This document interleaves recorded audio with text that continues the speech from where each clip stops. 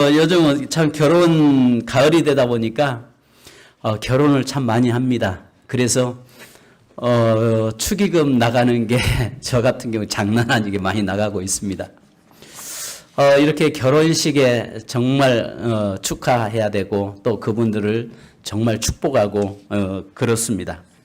오늘 여기 본문의 말씀에 보면은 큰 잔치가 있었다 이야기하는데 마태복음 22장 1절로 14절에 보면 한 왕의 아들의 혼잔치다 이렇게 이야기합니다. 즉 그래서 이 마태복음 22장 2절에 보면 천국은 마치 자기 아들을 위하여 혼인잔치를 베푼 어떤 임금과 같으니. 그래서 여기에서 오늘 누가복음 14장에도 말씀하고 있는 이것은 천국의 하나님 나라의 결혼식이다 지금 이야기를 하고 있는 것입니다. 그래서 이미 이 땅에 우리의 신랑 되신 예수 그리스도께서 오심으로 혼인잔치가 벌어지고 있는 잔치의 현장이 되어 있습니다. 그러면서 이 혼인잔치 자리에 이 즐거움의 자리에 모든 사람들이 참여하는데 여러분 하나의 하객으로 오는 것이 아니라 저와 여러분이 그리스도의 신부로 주님과 혼인한 잔치의 자리가 되기를 주인공이 되기를 주님의 이름으로 축복합니다. 결혼식장에 가서 아무리 그 신부보다 친구들이 아름답게 꾸미면 안 되잖아요. 또 설상 아무리 아름답게 꾸며도 여전히 그 주인공인 신부 신랑이 가장 아름답고 멋있습니다. 그죠? 그것처럼 오늘 저와 여러분이 하나님 나라의 잔치 속에 우리의 신랑이신 예수 그리스도와 우리의 신부인 그리스도인들 바로 오늘 우리가 주인공이 되고 우리가 그 혼인잔치 자리에 참여된 자인 줄로 믿습니다. 그래서 여기 보면 예수님의 기적의 첫 사건도 포도주가 떨어진 가나안의 혼인집의 사건에서 물로 포도주를 만드시는 기적을 베푸시죠. 그런데 말 그대로 포도주는 기쁨을 이야기하잖아요. 그리고 예수님께서 포도나무가 되시고 친히 포도주가 되어 주셨습니다. 즉 하나님의 그의 아들 예수님의 혼인잔치 자리에 우리를 신부로 초청하면서 우리의 기쁨이 되고 함께 그 기쁨의 자리에 그 기쁨을 누리기를 원하고 계시는 것입니다.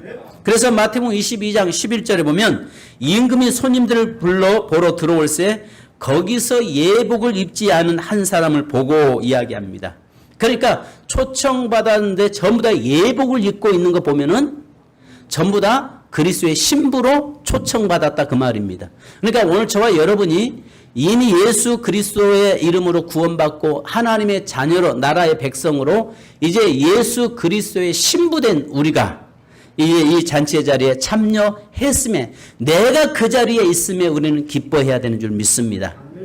자 그러면 오늘 여기에서 하나님의 혼인잔치는 여기에 16절에 보면 큰 잔치인데요. 데이프논인데요. 큰 잔치에 해당하는 데이프논은요. 공식 연회를 뜻합니다. 그러니까 하나님 나라의 큰 잔치. 그래서 주일마다 어쩌면은 하나님 나라의 큰 잔치죠. 뿐만 아니라 특별히 우리 교회가 다음 주가 추수감사주일인데 영적 추수감사주일로 잔치를 좀 하나님 나라의 큰 잔치를 좀 배설하기를 원합니다. 아멘. 미국에서 보면은 가장 큰 그들의 절기가 추수감사주일이에요. 왜냐하면 추수감사주일은 각 지역에 멀리 떨어져 있는 가족들이 전부 다 한 자리 다 모입니다. 근데 유럽 쪽에서는 성탄절이 그렇죠. 그런데 우리가 추수감사주를 통해서 흩어진 자들이 다시 모이고 함께 하나님 앞에 예배가 회복되고 하나님 앞에 우리 신랑이신 예수 그리스도의 신부로서 기쁨의 자리에 나아가는 또 주인공이 되는 저와 여러분 되기를 주님의 이름으로 축원합니다. 자, 그런데 오늘 여기서 종들이 뭐라고 이야기합니까? 17절에 다 같이 한번 읽습니다. 17절 시작.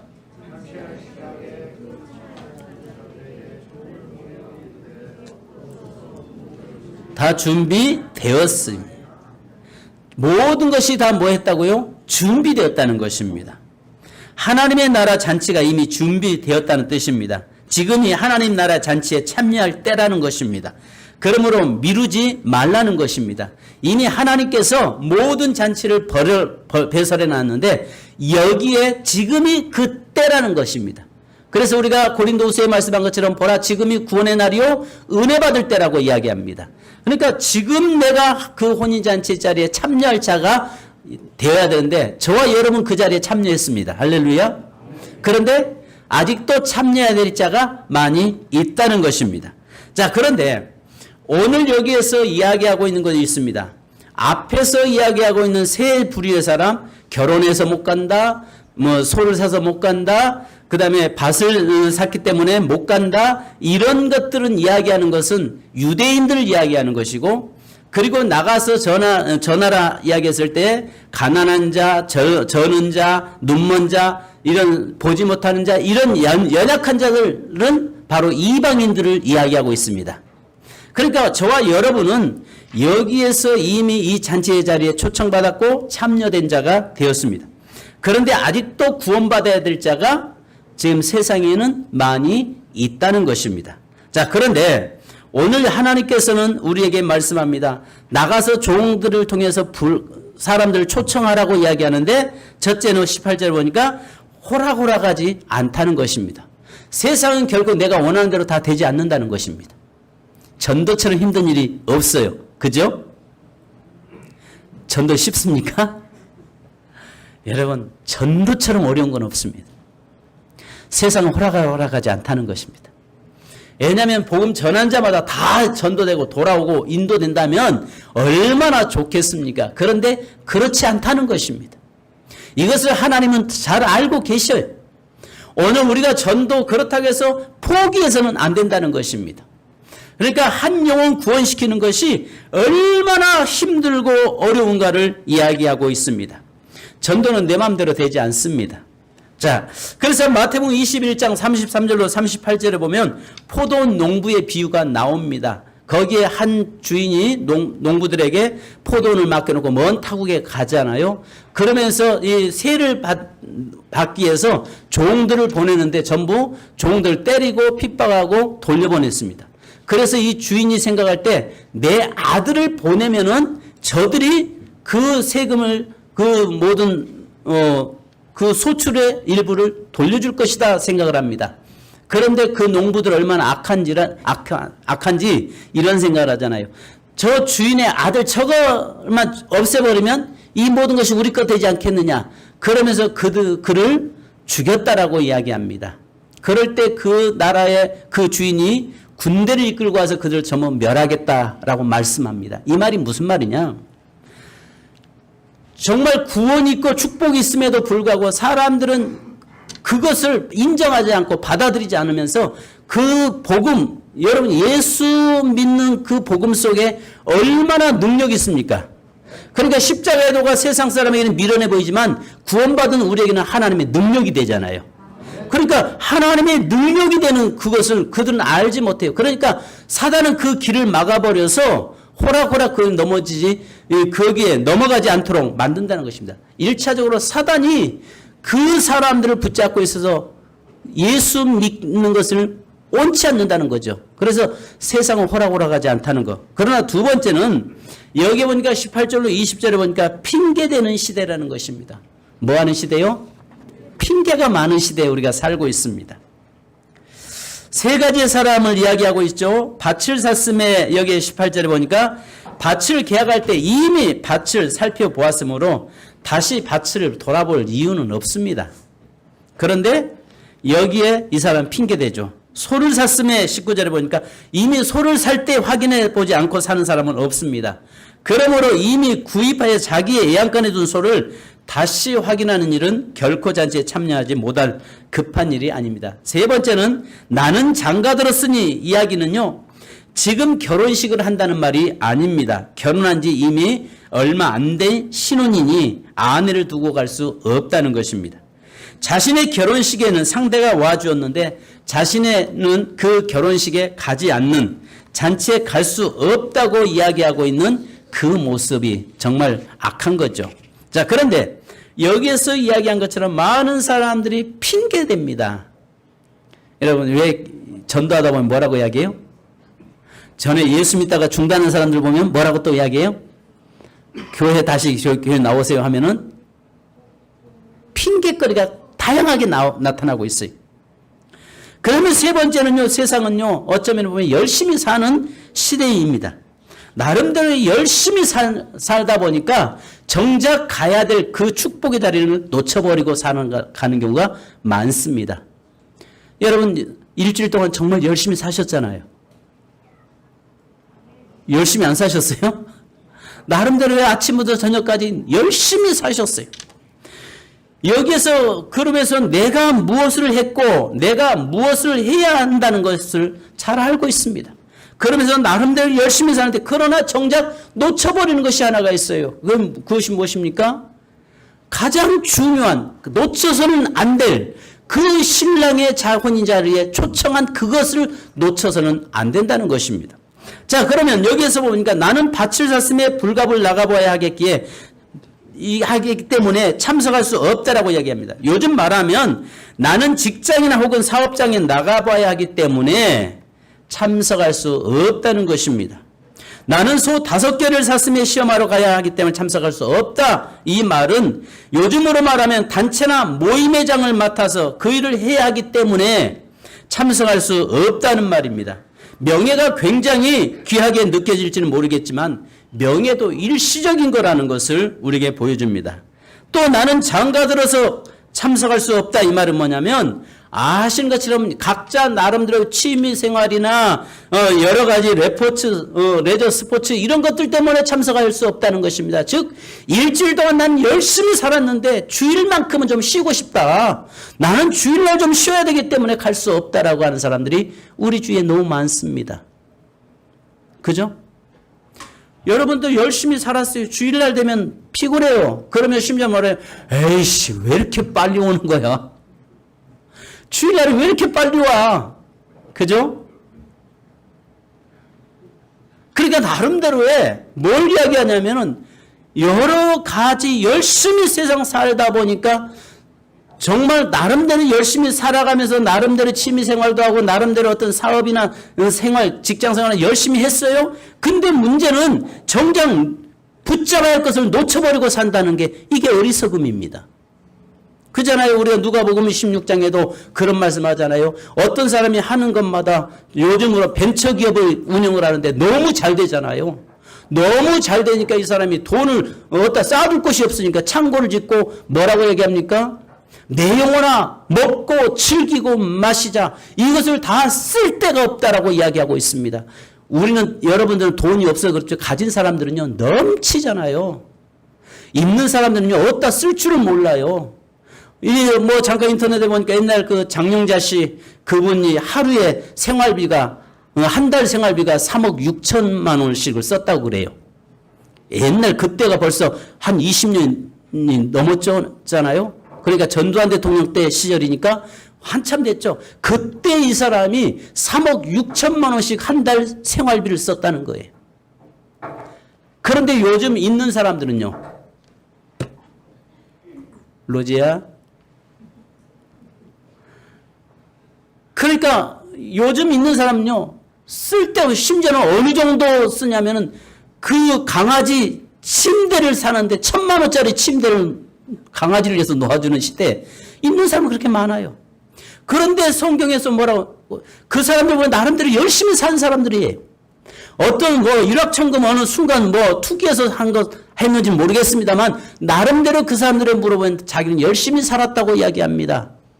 그런데 문제는 하나님께서 뭐라고 이야기합니까? 그 누가복음 16장에 그 부자를 보면서 어리석다고 이야기합니다. 첫째는 어리석다. 왜? 내일에 대해서 영혼에 대해서 준비하지 않았기 때문에 어리석다고 이야기합니다. 그리고 뭐라고 말씀하냐? 너의 영혼을 오늘 밤에 데려간다면 네가 가지고 있던 누리고 있는 모든 것이 다 누구 것이 되겠느냐? 지금 그 이야기를 하고 있습니다. 그러니까 네가 열심히 나름대로 살면서 나름대로의 네가 원하는 것들을 이뤄가지만 그러나 가장 중요한 영혼의 문제, 영혼은 네가 확실하게 구원시켜놓고 그 문제는 해결시켜놓고 열심히 살아야 된다는 것을 우리에게 말씀하고 있습니다. 오늘 여기에서 이렇게 여러 가지 핑계를 대고 나름대로 열심히 살면서 있는데 주님은 뭐라고 이야기합니까? 그래도 그들 나오지 않는 그들에게 강제로라도 가서 데리고 와라라고 이야기하고 있습니다. 자, 천국은 그러면서 주님은 뭐라고 말씀합니까? 22절로 23절 같이 한번 같이 읽습니다. 시작. 이르되 주인이여 명하신 대로 하였을 때 아직도 자리가 있나이다. 주인이 종에게 이르되 길과 산울타리로 나가서 사람들을 강권하여 데려다가 내 집을 채우라. 그래도 뭐가 있다고요? 그래도 자리가 있다는 거예요. 그러니까 나가서 외치고 전에서 강제로라도 끌어다가 놓았는데 그래도 자리가 있다는 것입니다. 그러면 여기에 그래도 남는 자리는 여기에서 에티 오히려를 이야기하는데요. 아직도를 의미하는 토포스는요. 특정한 공간과 위치를 뜻하는 단어로서 특정인이 채워주어야만 하는 특정 공간을 표현하고 있습니다. 즉 자리가 있다라는 표현은 대충 다 차고 일부 자리가 남았다는 표현이 아니라 꼭 차야만이 하는 자리. 그런데 그 자리를 그 비어있는 자리는 누군가가 갔다가 채워야 될 그 자리라는 것입니다.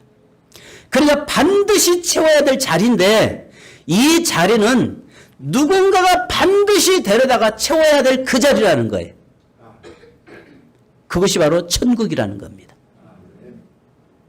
그러니까 오늘 혼인잔치에 하는데 그 자리에 빈 자리가 있는데 이것은 그저 반드시 채워야 될 자리. 채우지 않으면 안 되는 그 자리. 그런데 거기다가 누군가가 반드시 데려다가 채워야 될 그 자리를 여기에서 이야기하고 있는 겁니다. 성경의 원어에는 그렇게 이야기하고 있어요. 그러면서 여기에 보니까 뭐라고 이야기합니까? 또 강권하여라고 이야기합니다. 그러면 여기에서 마지막으로 저와 여러분에게 네 번째 우리가 봐야 될 말씀이 하나 있습니다. 종들이 해야 할 의무가 있다는 것입니다. 오늘 하나님 나라의 종들이 해야 될 의미. 자, 의무는요. 잔치를 배설할 주인은 초청받은 손님들이 다 거절하자 노하시면서 종들에게 의무를 부여하십니다. 본문에서 종들이 감당해야 될 의무는 두 가지를 제시하고 있습니다. 첫 번째는 21절에 보니까 빨리 시내의 거리와 골목으로 나가서 가난한 자들과 병신들과 소경들과 저는 자들을 데려다가 채울 의무가 있다는 것입니다. 여기서 이야기하는 것은요. 죄로 인해서 고통 속에 있는 자들, 상처 있는 자들, 어려움을 겪고 있는 자들을 이야기하는 겁니다. 그러니까 세상에 많은 것을 소유하고 있는 것 같아도요. 여러분 아시는 것처럼 문제 없는 사람 없어요. 전부 다 문제 속에 삽니다. 그 가정이 평안한 것 같은데도 막상 들어가 보면은 그 가정에 근심거리가 있고 염려가 있고 문제들이 나름대로 다 가지고 삽니다. 그죠? 문제 없는 가정 없어요? 여러분 문제 없으십니까? 다 문제가 있어요. 그러니까 여기서 이야기하는 것이 뭐냐면 종들이 가서 해야 될 일은 빨리 시내 거리와 골목으로 나가서 가난한 자들, 문제 있는 자들, 그러니까 문제라는 말이 무슨 말입니까? 죄 있는 자들을 이야기하는 겁니다. 죄로 인해서 고통 속에 있는 자들을 데려오라라고 이야기하고 있습니다. 그래서 여기에서 저와 여러분의 삶이 이 나가서 문제 있는 자들을 끌어오는 것. 그래서 그들을 데려다가 반드시 채워야 될 그 자리. 네가 그 죄악 가운데 있는 그들을 불러다가 채워라. 지금 그 이야기하고 있는 것입니다. 두 번째는 종들에게 주어지는 의무가 있습니다. 여기에 보니까 다 채우고 그래도 자리가 있습니다. 이야기하니까 길과 산울가로 나가서 사람을 강권하여 데려다가 아버지 집을 채우라라고 이야기합니다. 여기서 여러분 강권하여 이 말은요. 포기치 않으신 하나님을 말씀하는데요. 칼레오인데요. 내 집을 채우기 위해서 나가라는 것입니다. 내 집을 채우기 위해서 나가는데 아시는 것처럼 넓은 길은 일반 사람들이 다닙니다. 그러나 좁은 골목길은 어둠 속에 있는 길은 어떤 곳이에요? 죄인과 세리와 창기들이 다니는 길이었습니다. 그런 길, 바로 죄 있는 자들. 그러니까 우리 주님이 뭐라고 말씀합니까? 나는 의인을 부르는 것이 아니라 죄인을 부르러 오셨다라고 이야기합니다. 그러니까 죄인 부르러 오셨기 때문에 이제 주님께서 아직도 죄악 가운데 있는 자들, 아직도 죄악에서 나오지 못한 자들, 아직도 그 절망 속에 빠져 있는 자들에게 가서 그들을 강권하여, 이 강권하여 이 말이 무슨 말이에요? 강제로라도 끌어내라 그 말이에요. 또 강제로도 여러분 억지로도 불러내라는 이야기예요. 안 되면 멱살 잡고라도 끌어내라 그 말을 가지고 있는 겁니다. 그러니까 그 사람의 영혼이 중요하기 때문에 그 영혼이 잘 되면 범사가 잘 되기 때문에 영혼의 문제가 해결되면 육신의 문제는 자동으로 해결될 줄로 믿습니다. 그래서 여기 보니까 산울가로 가서 이야기하라고 하는 것입니다. 그러면 빨리 시내와 골목으로 가서 여기에 구원시켜라 이 말씀 속에는요, 어쩌면 가까운 내 주위에 가까운 자들을 전도하라 그 말이기도 하죠. 가족들을 먼저 인도하는 것이죠. 두 번째는 여기에 보니까 길과 산울가로 가서 이 말은 멀리 있는 사람들을 이야기하는 것이죠. 멀리 있는 사람들, 이 사람들은 아는 사람도 있고 멀리 갈수록 모르는 사람이 많잖아요. 그들을 또 인도해야 될 자들이, 그들도 빈자리를 채워야 될 자리고 그들도 잔치자리에 와야 할 자라는 것입니다. 마지막은 여기 보니까 누구든지입니다. 누구든지. 천국의 빈자리를 놓아둘 수는 없습니다. 준비된 자가 분명히 있기 때문에 우리는 나가야 됩니다. 그런데 사실은 하나님께서 우리에게 누가 구원받은 자고 누가 택함 받은 자고 누가 택함 받지 못한 자인지 우리는 모릅니다. 그죠? 밖에 나가보면 누가 예수 믿을 자인지 누가 안 믿을 자인지 우리는 잘 몰라요. 그래서 우리 주님 뭐라고 말씀합니까? 때를 얻든지 못 얻든지 가서 전하라는 거죠. 그러니까 우리는 전하기만 하면 되는 것입니다. 종들이 할 일은 가서 오소서라고, 가서 계속적으로 오소서, 강청해서 오소서라고만 이야기하면 된다는 것입니다. 그러나 그 발걸음을 인도하시는 분은 여호와 하나님이신 줄 믿습니다. 그러니까 우리가요, 세상에 있는 자들 속에서 누가 구원받은 자인지 우리는 모르기 때문에 누구든지 예수 믿으면 구원받는다고 우리는 선포하고 외쳐야 되는 것입니다. 그래서 바울은 고린도에서 전도하다가 어려움을 겪습니다. 굉장히 낭망합니다. 그런데 그때에 사도행전 18장 10절에 보면 이렇게 예수님께서 직접 바울에게 이야기합니다. 내가 너와 함께 있음에 어떤 사람도 너를 대적하여 해롭게 할 자가 없을 것이니 이는 이 성중에 내 백성이 많음이라 하시더라. 그러니까요, 전도하면 어려움이 있다는 이야기입니다. 정말 쉽게 그들이 순수하게 돌아오지 않는다는 것입니다.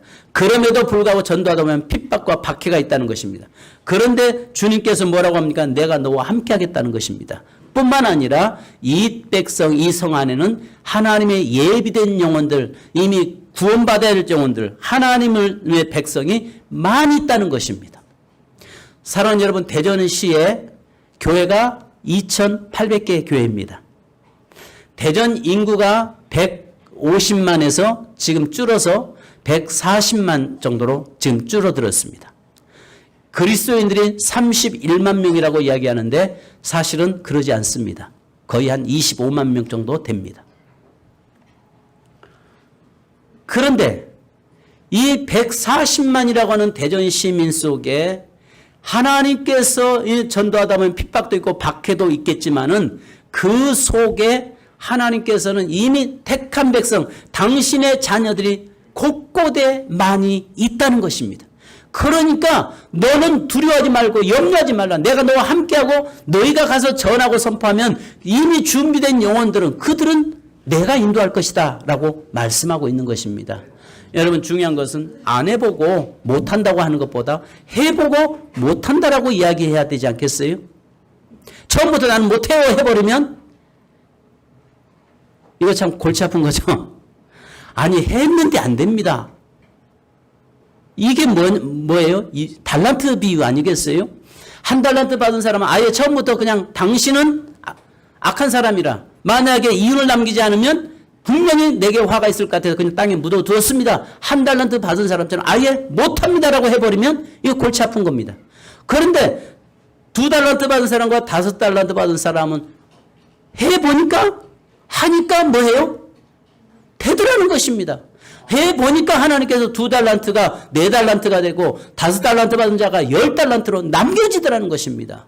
그런데 그 사람이 2달란트 받았던 사람이 그것을 사업을 했는데 다 잃어버렸어요. 그래도 주인은 나무라 책망하지 않습니다. 왜? 해보니까 안 돼서 넘어진 것을 할 수 없는 거예요. 이미 주인이 그에게 달란트를 맡길 때는 뭐예요? 그것도 이미 염두에 두고 각오하고 맡겼다는 이야기예요. 허비할 것을 믿고 맡겼다는 거예요. 그런데 처음부터 아예 못해요라고 해버리면 이건 골치 아픈 겁니다.